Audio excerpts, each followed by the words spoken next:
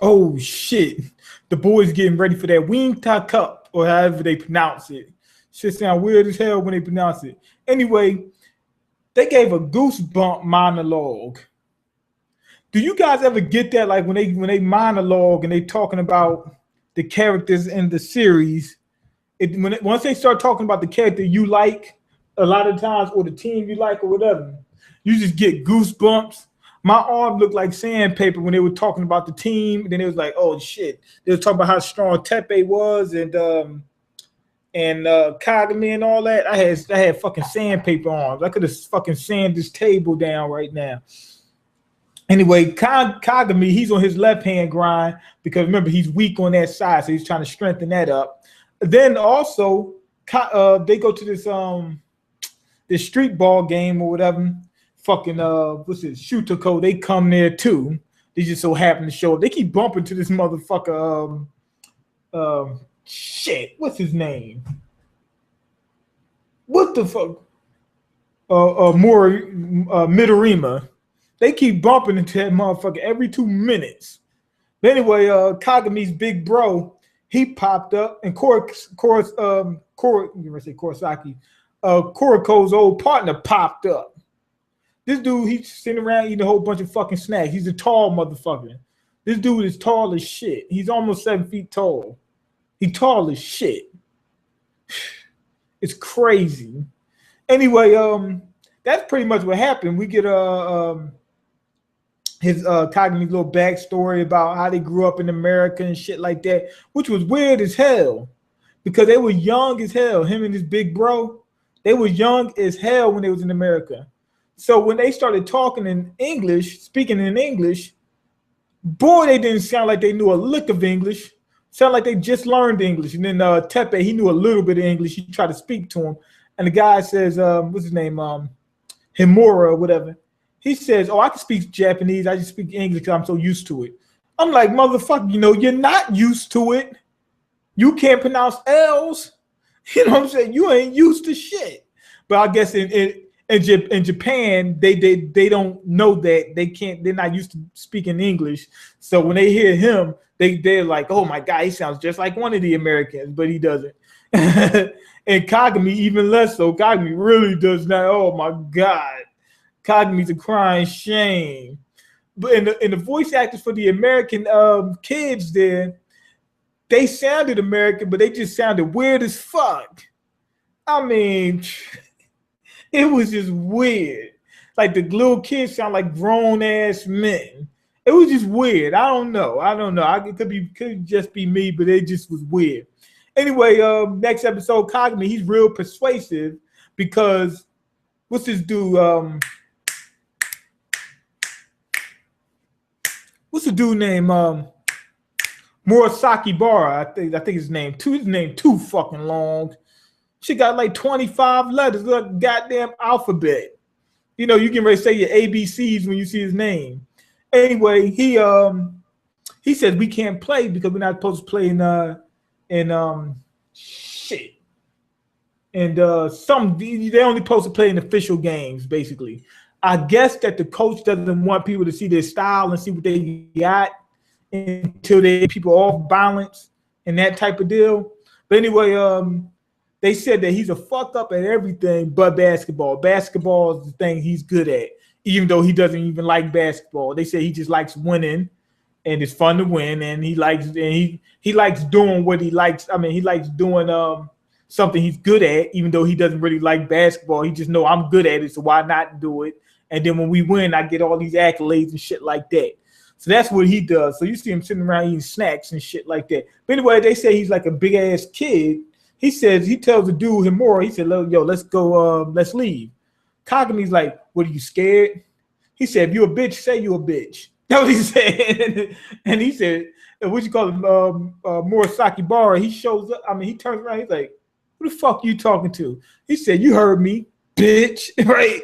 So he said, you know what? We'll play. They was in uniform within that second. Anyway, they get ready to start playing.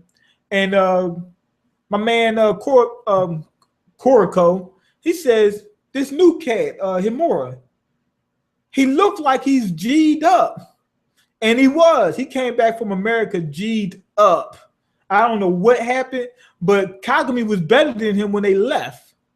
By a little bit. Not by a whole lot, but by a little bit. They said this time he's completely different.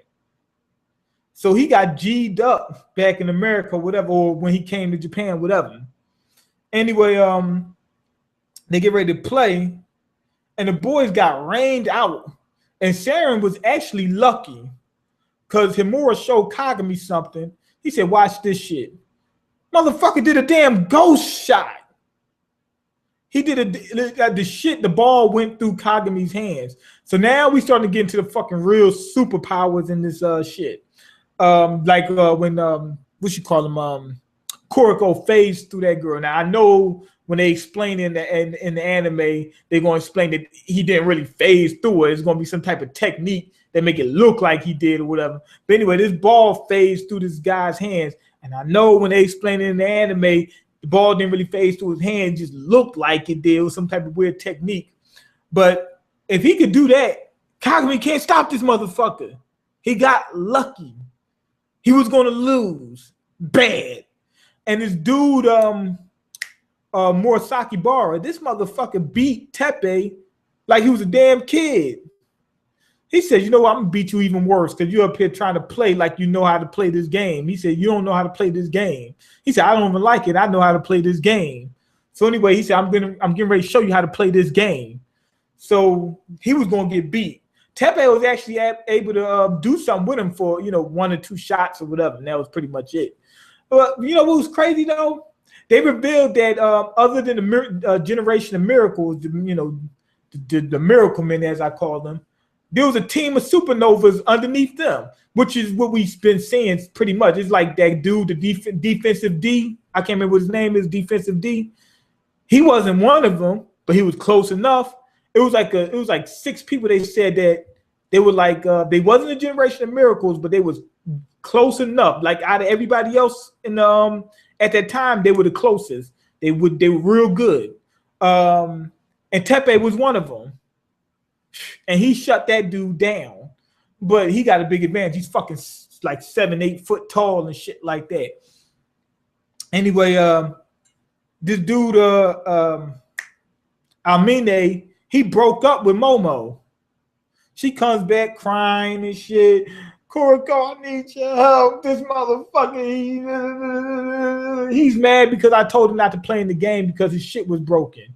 He broke his damn elbow. Well, he didn't break his elbow, but he fucked his elbow up. And it was talking about how the reason why he was susceptible to injury is because he's so good. These are kids fresh out of middle school. They don't have a grown man's body. They're not gams yet. They're not gams, not yet. So they said that their bodies can't handle, even though their talent is far beyond their physical capabilities.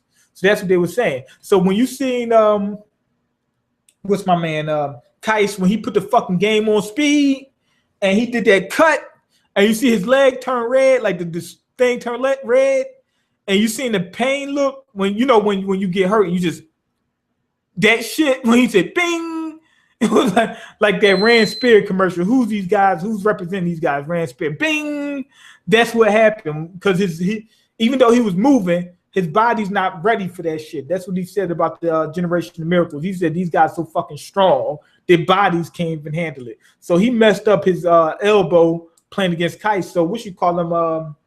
Momo didn't want him playing in the next game because she didn't want him to wreck himself. He said, fuck that. Put the clock on these motherfuckers. I'm going to chew their asses right up. He said, they bring that shit to the hoop, I'm going to challenge them every time. And they had a big breakup. Anyway, Kuroko gave her some words of encouragement and whatnot, shit like that. And then he also told her that, trust me, he's not going to be mad at you for long. He cussed you the fuck out that time, but you guys will be back friends in no time. And then he also said, I'm going to leave you with a gift. And he showed the new technique he was working on. He said, take this shit to what's my man name? Amine, right? He said when he see this, he's gonna be happy about it. And he showed this thing, he calls it an unstoppable drive. He can turn into a ghost and phase through you. That shit was crazy. So now Kuriko's finally got his driver's license. so he can drive. But if he can't shoot, how's he going to make it to the how's he going to what am I trying to say? How's he going to make any points? How you going to score? Okay, you can get past the people, get under that rim. That could help. Don't get me wrong, that will help. But how's he going to score? So what I was thinking is, he can pass so fucking good, so accurate with his passes. Why not pass it to the fucking hoop? You know, do a pass at the fucking hoop. Don't shoot like normal. Do the fucking thing you be doing. And all that other shit. All that other dumb shit. Do that. Anyway, next episode, on the road to the Winter Cup, Tepe. Shit, what am I talking about? What the fuck? Tepe, basically, he's one of the Supernovas, and now we know exactly why. Shit. Just fuck this whole review up. I know y'all wonder what's going on. I'm reading my lines, but I did this shit the other day. Shit came up. I couldn't bust a review out later when I needed to. Now I can't remember exactly what the fuck I was talking about. Anyway, all we know is they did a damn flashback of Tepe and shit like that, what happened to him and all that other dumb shit. So pretty much we got that. I already went over it. Anyway, I'm gonna say 5 out of 5. The only weird thing, like I said, was the American shit. Like, other than that, when they went to America, they were talking about how America was made in basketball. I was gonna say America was made in basketball. Basketball was created in America, which it was. They were talking about how strong the people are in America at one point in time. They said, "Oh, you played over there? Oh my God," that type of thing. But when they showed Kagami and Himuro, they were beasting these motherfuckers. It didn't make no damn sense. That's the only thing that didn't make no sense to me. Okay, I can understand Kagami and Himuro being really good. Okay, makes perfect sense. They all, Kagami is one of the main characters. Matter of fact, he's either number 1 or number 2. No, he's not number 1. He's number 2, but a very close number 2. And Himuro is like attached to that. Basically, he's his brother. Now he's part of the, one of the enemy teams. And we showed them. They showed them whooping on these motherfuckers in basketball. Now, if America was that good, why are they showing it as if America wasn't that good? It didn't make no sense. Like, I would have preferred if they said we did very well in America, but we wasn't the best or anything like that. They made it seem like they were the best ones on the court. The guy said, "There's another kid out there. We can't stop the motherfucker." What the fuck? It's like in America, it's like for some people, basketball is their life. So I can understand Kagami and them being good, but goddamn, they made it seem like America sucked, even though they were hyping it up at first. So I think they should have made Kagami and Himuro a little bit more balanced within America, saying, made them like one of the better players. But since they made them so good, made America seem like it sucked. Where's it's like they knocked out the upper echelon. It was like, fuck it, you might as well stayed in Japan the whole time, for all that. Like, what did America do for you? You can't fuck with the Generation of Miracles. They should have made it so that the Generation of Miracles would even though they were great in Japan, they should have said, well, in America, they wouldn't be on the bench. Don't get me wrong. They would be starting, but they wouldn't be the best ones. That's what they should have did. Anyway, go ahead and leave your comments. Wait, hold on. Let me see the comments real quick, just in case some shit goes down. Okay. Fuck this phone. Okay. Anyway, go ahead and leave your comments, like the video, and subscribe, because I can't eat. I'm broke, nigga. I'm broke, and you got the power to change that.